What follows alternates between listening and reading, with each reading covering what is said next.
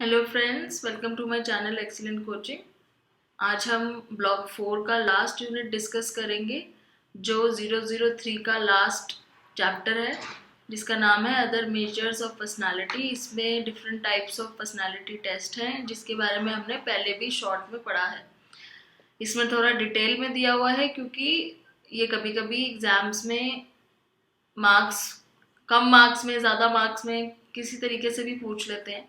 कभी कभी पूरा सिंगल क्वेश्चन ही, जैसे नियो पाई के ऊपर क्वेश्चन आ जाता है, बहुत बारी मैंने देखा है। MMPI बहुत कॉमन और पॉपुलर टेस्ट है, तो इसको भी पढ़ना ज़रूरी है।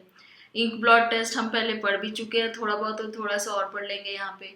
और बाकी इसमें थीमेटिक ये परसेप्शन टेस्ट है जो काफ़ी कॉमन है, जिसके ऊपर क्वेश्चंस आते हैं। तो ये सारी टेक्निक्स हम इसमें पढ़ेंगे। शुरुआत करते हैं सबसे पहले MMPI से। तो सेल्फ रिपोर्ट क्वेश्चनेयर्स है, क्योंकि यहाँ पे आप खुद अपने बारे में रिपोर्ट कर रहे हो। आपको क्वेश्चनेयर दिया जा रहा है, आप उसमें आंसर्स जो भी दिए, ऑप्शंस जो भी दिए हैं, उसमें से जो आपको सूटेबल है वो आप टिक कर रहे हो, इसलिए इसको सेल्फ रिपोर्ट बोला गया है। ठीक है। MMPI बहुत कॉमन है, बहुत फेमस पर्सनालिटी इन्वेंट्री है। और ये multi trait self report test है, क्योंकि इसमें आप एक से ज़्यादा ट्रेट्स के बारे में पता कर सकते हो लोगों के। एक ये ट्रेट स्पेसिफिक नहीं है कि पर्टिकुलरली किसी एक ट्रेट के ऊपर ही फोकस कर रहा है। ये डिवाइस किया था हैथवे और मैकिन्ले ने 1943 में to aid clinical psychologist in the diagnosis of psychological disorders. तो पहले ये साइकोलॉजिकल डिसऑर्डर्स को डायग्नोस करने के लिए हेल्प आता था क्लिनिकल साइकोलॉजिस्ट के। उसके बाद hundreds of true and false items, several groups of people in mental institutions who had been diagnosed as having certain psychological disorders। तो इसमें मेनली क्या है, ट्रू और फॉल्स आइटम्स है। बहुत सारे ट्रू और फॉल्स आइटम्स है, जिसमें जितने भी साइकोलॉजिकल डिसऑर्डर वाले प्रॉब्लम जिनको भी होती थी, वो लोग उनसे वो भरवाते थे MMPI, और उसके बेस पे वो उनको स्क्रीनिंग करते थे अलग अलग कैटेगरीज में कि किसको कौन सा डिसऑर्डर है, किसको नहीं है। इस तरीके से इसको यूज किया जाता था। और the test developer establish 10 separate clinical scales. इसके अंदर 10 क्लिनिकल स्केल्स हैं, मतलब कि 10 ऐसे इस तरह के डिसऑर्डर्स हैं जिसको आप आइडेंटिफाई कर सकते हो। और 4 वैलिडिटी स्केल्स हैं, जिससे आप ये चेक कर सकते हो कि जो सामने वाला पर्सन जो भर रहा है, कहीं वो रिस्पॉन्स अपना भरने में केयरलेस तो नहीं है, डिसेप्टिव तो नहीं है, झूठ तो नहीं भर रहा है उसमें, कहीं उसने इंस्ट्रक्शंस गलत तो नहीं समझ लिया है। जैसे उसमें से एक लाई स्केल है। लाई स्केल मीन्स अगर वो इसमें कुछ इस तरह के रिस्पॉन्स देता है जो सोशली डिजायरेबल है और जो कि सच नहीं है, तो आपको उसके आंसर्स देख के पता चल जाएगा। इसमें किस तरह के क्वेश्चंस होते हैं, जैसे I can't remember ever having a bad night sleep. मेरे को कभी ऐसा याद नहीं है कि मैंने कभी रात में मेरे को नींद आने में कुछ प्रॉब्लम हुई हो या खराब नींद आई हो। इस तरह का क्वेश्चन है, जो कि जनरली आपको इसका रिस्पॉन्स, अगर कोई सच्चे रिस्पॉन्स दे रहा है तो वो ये देगा कि ये फॉल्स है, क्योंकि मेरे को याद नहीं है, लेकिन मेरे को हो सकता है कि बैड नाइट स्लीप आई हो कभी ना कभी। तो अगर इसमें भी कोई ट्रू लिख रहा है, या फिर लगातार ऐसे क्वेश्चंस में कोई एक ही साइड आंसर दे रहा है, ट्रू ट्रू ट्रू या फॉल्स फॉल्स फॉल्स, तो उससे ये लाई स्केल से पता चल जाता है कि इन क्वेश्चन से कि ये जो पर्सन है सामने वाला ठीक से आंसर नहीं दे रहा है। तो MMPI के अंदर इस तरीके से 4 वैलिडिटी स्केल्स भी हैं अलग अलग चीज़ों को डिटेक्ट करने के लिए। इसका एक अपडेटेड वर्जन है, आपने सुना है, MMPI 2, और ये 1989 में स्टैब्लिश हुआ था।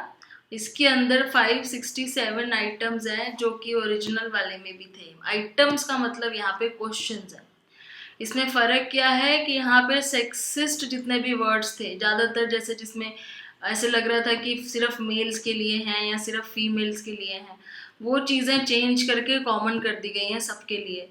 तो सेक्सिस्ट वर्डिंग्स हटा दी गई हैं क्वेश्चंस में से, और जो भी उसमें थोड़े से ऑब्जेक्शनेबल चीज़ें थी, ऐसे कंटेंट थे जो लोगों को लगता था ठीक नहीं है, वो सब चीज़ें हटा के इसको रिवाइज किया है। तो इसका नाम अब हो गया है MMPI 2।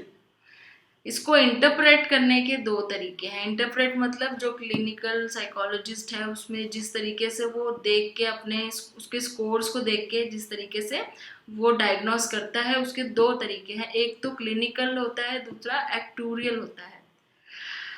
एक्चुअरियल में क्या होता है, पहले मैं क्लिनिकल बता देती हूँ। क्लिनिकल इंटरप्रिटेशन क्या होती है कि वो अपने खुद के व्यू पॉइंट से, जो साइकोलॉजिस्ट है क्योंकि उसको इतना एक्सपीरियंस हो गया होता है, तो वो स्केल्स पहले स्कोर्स को देखता है, फिर वो अपने खुद के उसमें एक्सपीरियंस लगाता है, पर्सनल एक्सपीरियंस, प्रोफेशनल एक्सपीरियंस, और उसके बेस पे वो एक इन्फ्रेंस निकालता है कि सामने वाले पर्सन को क्या प्रॉब्लम है। तो ये तो हो गया क्लिनिकल इंटरप्रिटेशन, जो उसने अपने प्रोफेशनल और पर्सनल बेस पे किया, जो कि मोस्टली पहले ऐसा होता आ रहा था। और दूसरा जो इंटरप्रिटेशन है एक्चुरियल इंटरप्रिटेशन, जो कि इसमें क्या है कि अपना खुद का आपने कोई व्यू पॉइंट नहीं लगाना है, जो आपके सेट रूल्स और रेगुलेशंस हैं पहले से, जो ऑलरेडी साइंटिफिकली टेस्ट करके आपने कुछ रूल्स बनाए हैं, उसके हिसाब से। ये कोई काम कंप्यूटर भी कर सकता है और एक साइकोलॉजिस्ट भी कर सकते हैं, क्योंकि इसमें कोई सब्जेक्टिविटी नहीं चाहिए। जो रूल्स हैं, आपने एमएमपीआई के रूल्स उठाए, उसमें से उसको मैच किया स्कोर्स को, उसमें उसके हिसाब से आपने सामने वाले पर्सन को डिस्क्राइब कर दिया। इसमें आपने खुद का अपना कोई एक्सपीरियंस या अपनी उस तरह की बायस नॉलेज नहीं लगानी है जो आपको लगता है। जैसे कई बार होता है कि कंप्यूटर की दी हुई चीज़ें मैच नहीं कर रही हैं, लेकिन आपके अंदर एक इंट्यूशन होती है कि ये प्रॉब्लम लग रही है, लेकिन जो एक्चुअली में रूल है उससे मैच नहीं हो रहा है। तो एक्चुअल इंटरप्रिटेशन में आप अपना खुद का इंट्यूशन कुछ नहीं लगा सकते, अपना एक्सपीरियंस के हिसाब से जो रूल रेगुलेशन के हिसाब से मैच हो रहा है वो ही पर्सन के प्रोफाइल को आप इंटरप्रेट करोगे। तो बहुत सारे लोगों की प्रोफाइल्स आपस में कंपेयर की जाती है, बहुत सारे टेस्ट के साथ कंपेयर किया जाता है, उसी के बेस पे एक स्टैंडर्ड नॉर्म निकाला जाता है, और उस नॉर्म से कंपेयर करके पता चलता है कि कितना एवरेज के नीचे है स्कोर, कितना एवरेज के ऊपर है, जैसे कि हमने स्टैंडर्डाइजेशन में पढ़ा था। Matching person's profile with previous MMPI test taker also enables the clinician to determine appropriate diagnostic category and course of therapy। तो पुराने लोग जिन्होंने पहले MMPI टेस्ट दिया है उनसे कंपेयर करके क्लिनिशियन को पता चल जाता है कि कौन सी कैटेगरी में ये उनका प्रोफाइल आएगा और कौन सी थेरेपी इनको देनी है। MMPI का यूज सिर्फ क्लिनिकल सेटिंग्स में नहीं होता है, इसका यूज आप किसी की जॉब की सूटेबिलिटी के लिए भी कर सकते हो, और भी स्टडीज हो सकती हैं, जैसे फैमिली डायनामिक्स के बारे में पढ़ा जा सकता है, ईटिंग डिसऑर्डर्स के बारे में स्टडी किया जा सकता है, substance abuse, suicide tendencies, readiness to intervention, rehabilitation, इस तरह की चीज़ों के लिए भी MMPI का यूज़ किया जा सकता है। MMPI को टोटल 125 फॉरेन लैंग्वेजेस में ट्रांसलेट करा हुआ है। तो ये था MMPI के ऊपर आपका शॉर्ट नोट बनाने के लिए, इतनी इंफॉर्मेशन जो है आपके लिए बहुत है इसके। अब ये मिलन क्लिनिकल मल्टी एक्सियल इन्वेंट्री है, जिसकी डिटेल मुझे इतनी ज़्यादा इंटरनेट पे भी नहीं मिली, ना मुझे इसका कोई सैंपल मिला दिखाने के लिए, और इसके बारे में हमने पहले पढ़ा भी नहीं है, तो थोड़ा सा ये समझने में हमें थोड़ा सा लगेगा कि कोई नई चीज़ पढ़ रहे हैं। तो देख लेते हैं हमें इसमें क्या क्या चीज़ें समझ में आती हैं। तो ये भी एक तरीके से पर्सनालिटी इन्वेंट्री ही है, पर्सनालिटी को वो करने के लिए, और इसका यूज़ भी साइकोलॉजिस्ट ने किया था पर्सनालिटी साइकोलॉजिकल डिसऑर्डर्स के लिए। और this makes test especially useful to clinical psychologists who must first identify individual problem before recommending specific form of therapy for them। तो अगेन ये भी क्लिनिशियन जो क्लिनिकल साइकोलॉजिस्ट होते हैं उनके लिए यूजफुल है, जिनको प्रॉब्लम को आइडेंटिफाई करना पड़ता है थेरेपी से पहले। अभी जो रिसेंट एडिशन इन्होंने लिखा हुआ है MCMI 3, जिसके अंदर और ज़्यादा सब स्केल्स ऐड हो गए हैं पर्सनालिटी से related.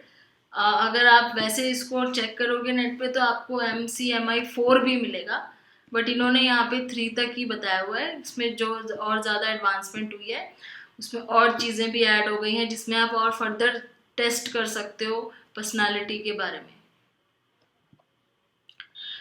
The fact scales identify most salient clinical domains that characterize the patient taking inventories. This information helps to personalize and further individualize the MCMI test by specifying those features that call for therapist attention.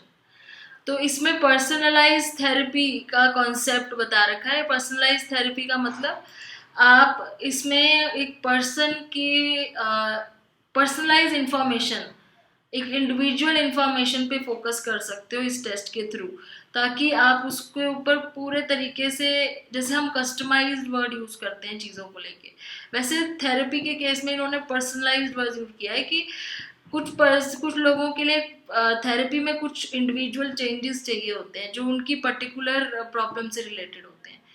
तो वो सब चीज़ें इसमें आप इस test के through आप identify कर सकते हो कि इसमें इस पर्सन को कौन सी जगह पे ज़्यादा फोकस, ज़्यादा अटेंशन चाहिए।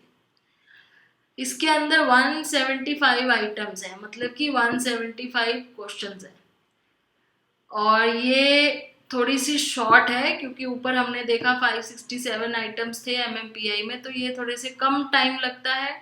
और थोड़ा इसका जो लैंग्वेज है वो बहुत इजी है समझने में, इस टेस्ट की लैंग्वेज बहुत इजी है समझने में। और इसमें 20 to 30 मिनट्स लगता है लोगों को इस टेस्ट को कंप्लीट करने के लिए, तो इसको कह सकते हो आप ये थोड़ा सा फास्ट है इसको करना। इसमें 22 पर्सनालिटी डिसऑर्डर्स के मेजर्स दिए हुए हैं, 22 पर्सनालिटी डिसऑर्डर्स को आप इसमें आइडेंटिफाई कर सकते हो। And clinical syndromes for adults undergoing psychological और साइकियाट्रिक ट्रीटमेंट, तो इसमें 22 ऐसे पर्सनालिटी डिसऑर्डर्स और क्लिनिकल सिंड्रोम्स हैं जिसको आप मेजर कर सकते हो इस पर्टिकुलर इन्वेंटरी के थ्रू। स्कोरिंग में लिखा है कि इसके अंदर 10 क्लिनिकल पर्सनालिटी पैटर्न स्केल्स हैं, 3 सीवियर पर्सनालिटी पैथोलॉजी स्केल्स हैं, 6 क्लिनिकल सिंड्रोम स्केल्स हैं, 3 मॉडिफायर और एक वैलिडिटी इंडेक्स है। तो ये थी इंफॉर्मेशन MCMI की। अब चलते हैं इम्पॉर्टेंट इन्वेंटरी पे, जिसको मैंने एग्जाम में बहुत बार देखा है, वो है neo personality inventory. Neo personality inventory जो बिग 5 को मेजर करने के लिए बनी है, कॉस्टा मैक्रे ने इनको डिवाइस किया था। और ये साइकोलॉजिकल डिसऑर्डर्स के लिए नहीं है, ये पर्सनालिटी के कुछ ऐसे एस्पेक्ट्स को मेजर करने के लिए बनी है जिससे हम पर्सनालिटी के ट्रेट्स या डायमेंशंस को डिसाइड कर सकते हैं। ये साइकोलॉजिकल डिसऑर्डर के लिए नहीं है, ये चीज़ आपने ध्यान रखना है। नियोपाई बिग 5 डायमेंशंस ऑफ पर्सनालिटी को मेजर करने के लिए बना है। 5 फैक्टर मॉडल के ऊपर ये बेस्ड है। इसमें interpersonal, motivational, emotional, attitudinal styles of adult and adolescents, ये चीज़ें हम मेजर कर सकते हैं, असेस कर सकते हैं। It consist of 240 personality items, 240 personality से रिलेटेड क्वेश्चंस हैं, 3 वैलिडिटी आइटम्स हैं जो वैलिडिटी के लिए डाले गए हैं उसमें। इसके 2 फॉर्म है, फॉर्म S जो सेल्फ रिपोर्ट करने के लिए बनाया गया, फॉर्म R जो कि एक थर्ड पर्सन लिखेगा ऑब्जर्वर रिपोर्ट की तरह। सो नियोपाई जो डिज़ाइन किया गया है एक जर्नल डिस्क्रिप्शन देने के लिए पर्सनालिटी की, और ये क्लिनिकल सेटिंग, काउंसलिंग और एजुकेशनल सिचुएशंस में यूज़ आती है, क्योंकि इससे हम एडोलेसेंट्स की या एडल्ट्स की पर्सनालिटी के उन ट्रेट्स के बारे में जान सकते हैं जिससे हम उनको समझ सकते हैं। और वो कौन से ऐसे 5 डायमेंशंस हैं, वो ये हैं: neuroticism, extraversion, openness to experience, agreeableness, conscientiousness, जिसको हम डिटेल में बहुत बारी पढ़ चुके हैं। Uses of NeoPi are: this test can be effectively used in counseling and clinical settings with adults as well as senior high school, मतलब आप एडोलेसेंट्स और एडल्ट्स दोनों के साथ इसको यूज कर सकते हो। फिर आगे आते हैं इंक ब्लॉट टेस्ट पे। इंक ब्लॉट टेस्ट में सबसे पहले तो रॉर्सचैट का साइको डायग्नोस्टिक टेस्ट है, जो कि हमने पढ़ा था कि स्विस साइकियाट्रिस्ट हरमन रॉर्सचैट ने पहली बार पब्लिश किया था 1921 में। इसमें क्या होते हैं, कुछ इंक के ऐसे ब्लॉट्स यानी कि इंक के धब्बे हैं, जैसे बचपन में बच्चे बनाते हैं पेपर पे इंक का एक ड्रॉप डाल के उस पेपर को फोल्ड करके रब करते हैं, उसको खोलते हैं तो एक डिज़ाइन बन जाता है। इन्होंने सेम वैसे ही बनाया था, क्योंकि ये जब छोटे थे, हरमन रॉर्सचैट जब छोटे थे तो इनको ये सब चीज़ें करनी अच्छी लगती थी, ये पेंट से, इंक से बहुत खेलते थे। उसको धीरे धीरे जब ये बड़े होते रहे तो इन्होंने देखा कि इनके जो आसपास के जो थोड़े से मेंटली चैलेंज्ड बच्चे हैं वो उसको किस तरीके से इंटरप्रेट करते हैं और नॉर्मल लोग कैसे करते हैं, उस चीज़ में इनको इंटरेस्ट आना शुरू हुआ। तो जब ये इस फील्ड में आए तो इन्होंने उसी टेक्निक को यूज़ करके ये पता करने की कोशिश की कि कैसे फ़र्क पता चलेगा कि किसी के अंदर किस तरह की अबनॉर्मेलिटी है या कैसे वो इंटरप्रेट करता है उस चीज़ को। तो ये टेक्निक जो है पहली बार इन्होंने डेवलप की थी। वे पहले ऐसे पर्सन थे जिन्होंने ये टेक्निक जो है एक टूल की तरह बनाई थी, साइकोलॉजिकल एनालिसिस के टूल की तरह। वैसे इससे पहले ये लियोनार्डो ने भी यूज़ करी थी ये टेक्निक, जब उनको अपने स्टूडेंट सेलेक्ट करने थे तो उन्होंने पेंट के कुछ धब्बे दिखाए थे और उसमें से जो बच्चे उनको उन धब्बों में से कोई चीज़ इमेजिन कर पाए उनको लियोनार्डो ने अपना स्टूडेंट्स के तौर पे उनको रख लिया था, क्योंकि उन्होंने देखा कि इनकी इमेजिनेशन बहुत अच्छी है। तो इस तरह से यूजेस तो इसके पहले भी हुए थे, लेकिन साइकोलॉजिकल टूल में पहली बार इनको जो था वो हरमन रोशैक ने ही यूज़ किया था। इसके अंदर 10 ऐसे कार्ड हैं जिसमें इंक ब्लॉट्स हैं डिस्क्राइब करने के लिए। जो क्लाइंट है, जो एग्जामिनी है, जो सब्जेक्ट है आपका, वो उसको देखता है और उसको बताना होता है कि उसमें उसको क्या नज़र आ रहा है। पहली बार 1921 में पब्लिश हुए थे, जो इनकी बुक थी साइको डायग्नोस्टिक में। इसकी मैं पिक्चर्स आपको एक बार दिखाती हूँ, 2-3 पिक्चर्स हैं मेरे पास। जैसे ये जो आप पिक्चर यहाँ देख रहे हैं, ये सिंपली कुछ नहीं, इन्होंने एक कलर्ड इंक ब्लॉट को एक जगह पे ड्रॉप किया सेंटर में और पेपर को फोल्ड किया, उसके बाद उसको ओपन किया तो वो इस तरह का कुछ बना।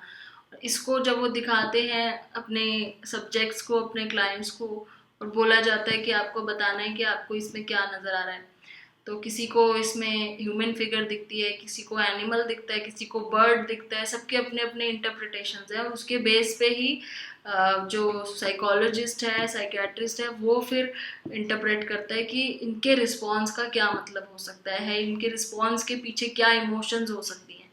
तो इस तरीके से इसको यूज़ किया जाता है।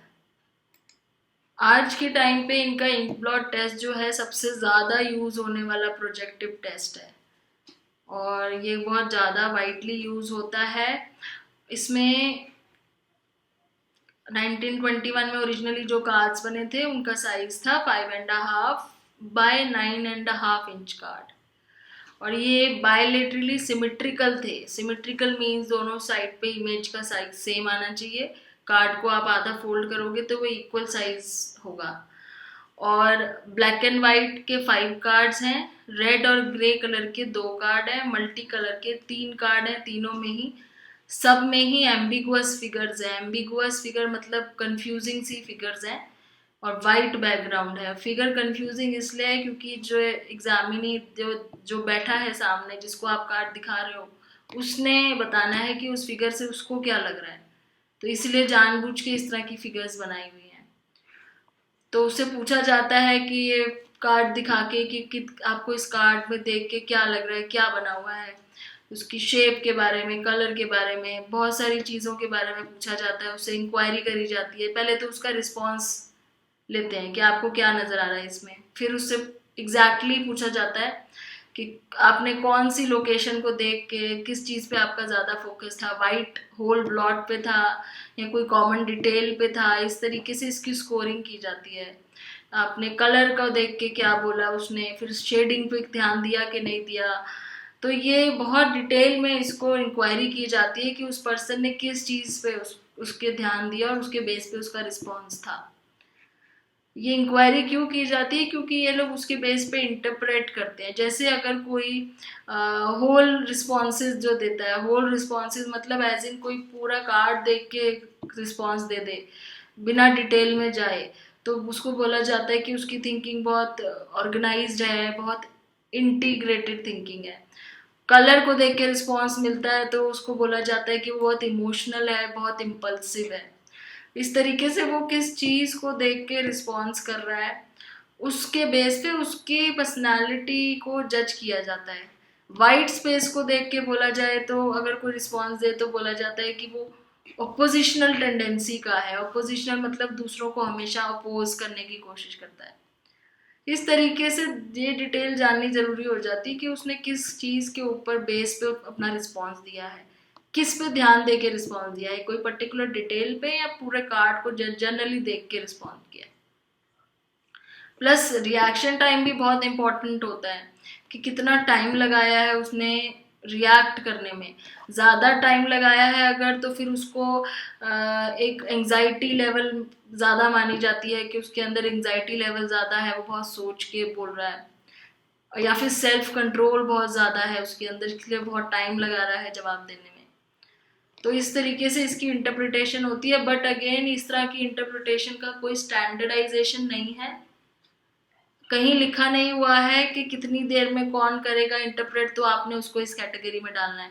ये जो सामने वाले जो वो हैं, जो साइकेट्रिस्ट है, उसकी खुद की एक्सपीरियंस या उसकी खुद की एबिलिटी पे डिपेंड करता है कि वो किस तरीके से इंटरप्रेट करता है। तो सबसे मेजर डिसएडवांटेज है इसका कि कोई सब्जेक्टिविटी, इसमें कोई ऑब्जेक्टिविटी नहीं है, बहुत सब्जेक्टिव है। अगर अलग अलग लोग टेस्ट लेते हैं तो वो अलग अलग तरीके से भी इंटरप्रेट कर सकते हैं।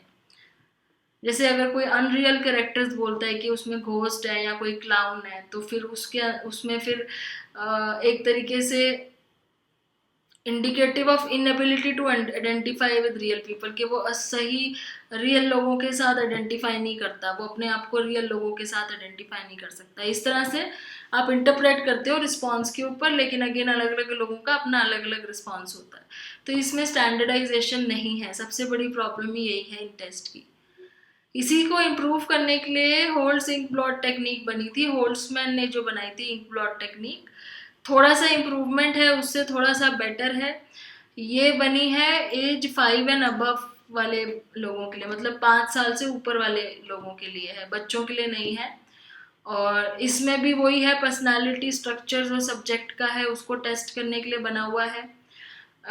इसमें particularly schizophrenia, depression, addiction, personality disorders, इन चीज़ों को देखा जाता है। HIT जो है वो वेन होल्समैन और उसके कोलीग्स ने मिलकर 1961 में बनाया था, और इसके अंदर उन कमियों को पूरा करने की कोशिश की है जो रॉरशैक के इंक ब्लॉट टेस्ट में थी। इसके अंदर क्या चीज़ें स्टैंडर्डाइज हैं, जैसे उसमें स्टैंडर्डाइजेशन की बहुत कमी थी, इसके अंदर कुछ चीज़ें स्टैंडर्डाइज करी गई हैं, जैसे कि स्कोरिंग का क्राइटेरिया थोड़ा सा स्टैंडर्डाइज किया गया है। इसके अंदर 45 इंक ब्लॉट्स हैं एज कम्पेयर टू रॉरशैक जिसमें 10 थे, और यहाँ पे 47 कार्ड जो हैं जिसमें से 45 तो टेस्ट के हैं, 2 प्रैक्टिस के हैं। मतलब 2 कार्ड आप सिर्फ प्रैक्टिस के लिए दिखाते हो और बाकी 45 आप उसके एक्चुअली में उसके रिस्पॉन्सेज नोट करते हो। एक कार्ड को देख के एक ही रिस्पॉन्स देना है। एक तो ये चीज़ इसमें स्टैंडर्डाइज करी गई है कि रिस्पॉन्स जो है लिमिटेड है, आप एक कार्ड में 10-15 बार रिस्पॉन्स नहीं कर सकते, या आप उससे 10 बार ही नहीं पूछ सकते। एक कार्ड मीन्स एक ही रिस्पॉन्स है, और उसी टाइम उस रिस्पॉन्स को आपने क्लैरिफाई इलेबोरेट करना है कि आपने क्या सोच के वो रिस्पॉन्स दिया। इसमें 50 to 80 मिनट्स लगते हैं, और टोटल कितनी पर्सनालिटी करेक्टरिस्टिक्स स्कोर कर सकते हैं? 22 पर्सनालिटी करेक्टरिस्टिक्स। ग्रुप के ऊपर भी किया जा सकता है, ग्रुप को आप एक साथ भी कर सकते हो इसमें टेस्टिंग। इसके 2 फॉर्म है, फॉर्म ए और फॉर्म बी। तो 2 पैरेलल फॉर्म्स बनाए गए हैं, एक फॉर्म ए है और एक फॉर्म बी है, और दोनों में ही 45 ब्लॉट्स हैं, और रिस्पॉन्सेज वही लिमिटेड है, एक रिस्पॉन्स, एक ब्लॉट का एक रिस्पॉन्स। 2 फॉर्म क्यों बनाए हैं? क्योंकि उससे इसकी स्प्लिट हाफ रिलायबिलिटी आप चेक कर सकते हो। स्प्लिट हाफ हमने रिलायबिलिटी पढ़ी थी कि 2 फॉर्म्स अगर होते हैं तो पहले हम फर्स्ट, जैसे फॉर्म ए का पहला हाफ लेंगे, फॉर्म बी का दूसरा हाफ लेंगे, नेक्स्ट राउंड में फॉर्म बी का पहला हाफ लेंगे और फॉर्म ए का दूसरा हाफ, और उन दोनों को आपस में कोरिलेट करेंगे, तो इससे हमारी रिलायबिलिटी भी आ जाएगी स्प्लिट हाफ। इसलिए 2 फॉर्म्स हैं इसके। ये थोड़े से ज़्यादा वेरिड है, और से मतलब बहुत ज़्यादा इसमें वेराइटी है, क्योंकि इसमें एसिमेट्रिकल भी है, उसमें सिर्फ सिमेट्रिकल फिगर्स थे, इसमें एसिमेट्रिकल्स भी हैं, कलर्ड भी हैं। इसकी भी मेरे पास 2-3 पिक्चर्स हैं, मैं आपको दिखाती हूँ। जैसे एक ये वाला है, ये ब्लैक एंड वाइट है, इसमें कलर्ड नहीं है, और ये सिमेट्रिकल है देखने में। एक तो ये वाला कार्ड है जो होल्ट्समैन के इंक ब्लॉट टेस्ट का है। दूसरा एक और देख लेते हैं, ये वाला कार्ड देखिए,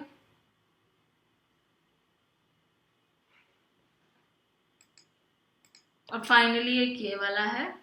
तो इस तरह के कार्ड्स हैं इसमें। तो अब इसके बाद हमारी कुछ असेसमेंट टेक्निक्स रह गई हैं जिसको ए परसेप्शन टेस्ट बोलते हैं, जिसको हम नेक्स्ट वीडियो में स्टार्ट करते हैं। Thanks for watching.